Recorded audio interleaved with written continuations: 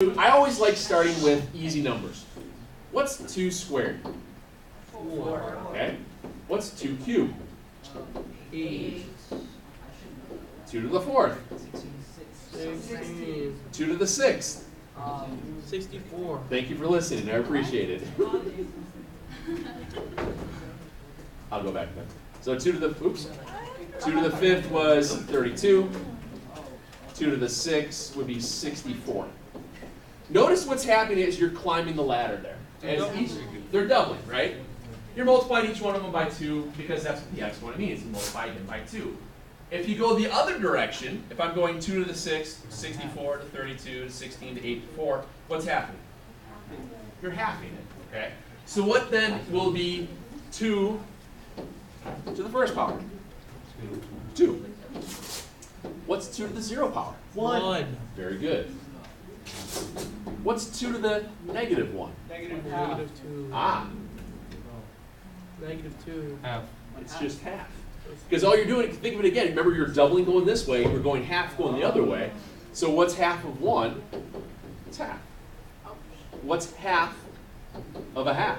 Quarter. Quarter. 20. And then half of a quarter is an 8, and so on. So notice what's happening when you have a negative exponent. It's the exact same value as the positive exponent, but it's flipped. It's reciprocal. What's that? Sure. Now, what I want to show you guys then, and I know you guys have seen some of this before, but you'd be surprised at how often you guys screw this stuff up. What if I do this? What is 2 cubed times 2 squared? 64. Perfect. What is 2 cubed? 32. 8. What's 2 squared? 4. What's 8 times 4? 32. Which is 2 to what power? What do I do to the exponents? Add Good. What is 2 squared? 4.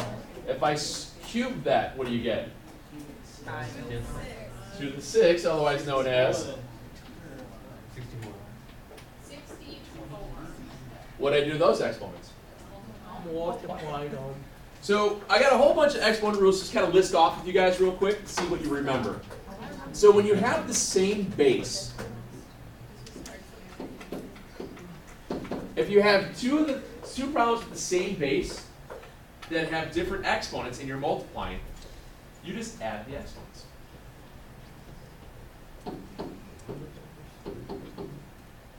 If you have the base of an exponent raised to an exponent, it's called power to power.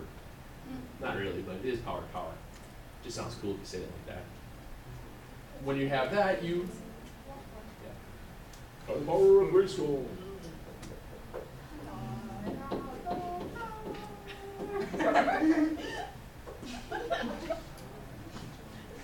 Did you ever see the He-Man actual movie?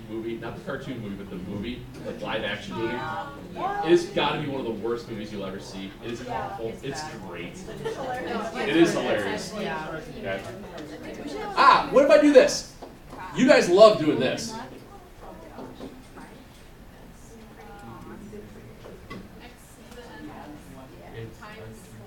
Yeah. This case is when you do distribute your exponent. The reason that I can distribute my exponent here is because there's no plus sign there. I have what's called, remember, when you just have variables or numbers put together with all multiplication, it's called a monomial. The minute you put a subtraction symbol or an addition symbol between the two, then it becomes a binomial. You cannot distribute an exponent across a binomial because that means it's jump times jump. In this case here, you can because it's just multiplication. What is anything to the 0 power? 1. 1. Anything and everything to the 0 power is 1. Yes, sir? Not 0. Correct. But we don't worry about that one so much. What is 0 to the 0 power? I think 0. I knew we should start the lesson before this page. The one other thing that I'll show real quick, and I'll get back to the other fancy ones. Domain. It's a domain because Because what's happening there as you're going backwards, you can't. You're dividing out by the 0 power. It's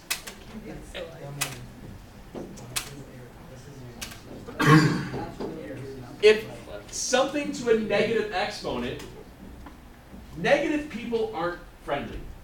We try not to associate with negative people. That's why, as much as we can, we try to kick Anna out. Wait, why am I still here then?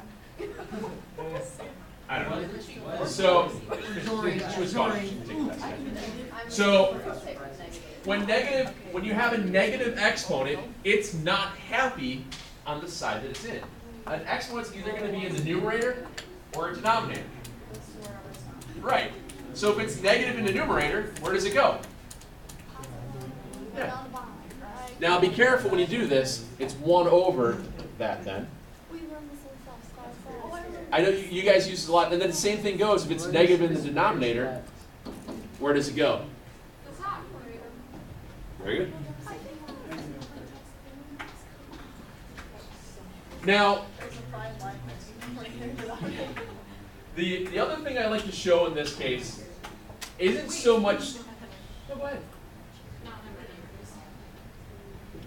I answered my own question. Okay. The other thing I like to show a lot with the exponent rules is I don't like to just straight out define the division one. I like to show it in a different method. For example, if I take 2 to the 7th over 2 cubed, which number is bigger, 7 or 3? 7. So what we do here is we play war. So who wins, 7 or a 3? 7. So what's 7 minus 3? 4.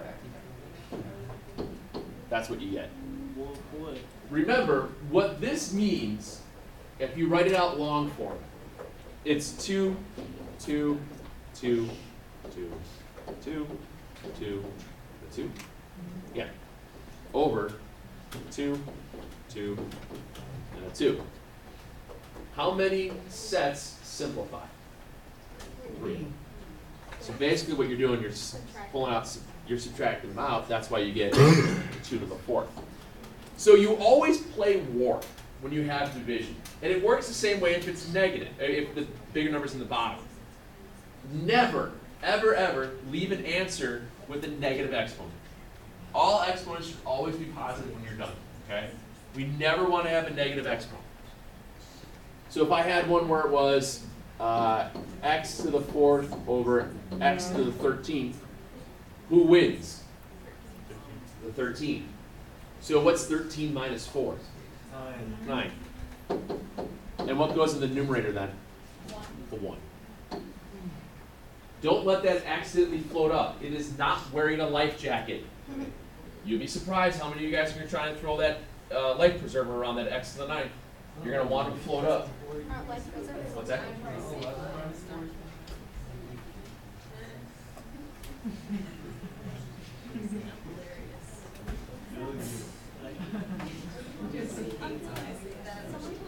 $11 minus 4.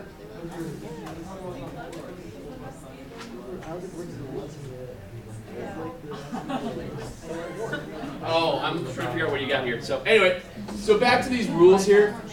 Guys, back to these rules then. Whenever you have division, I just like to leave it in very generic terms. Play war. Play war and have a positive exponent. Okay. Just play war and have a positive exponent. The other part with the division thing is sometimes you will have. What do you think you do with that one? Yeah. It's the same basic idea as how we had the x times y to the m, where you distribute the exponent. You do the same thing with if it's a fraction. You do the exact same thing.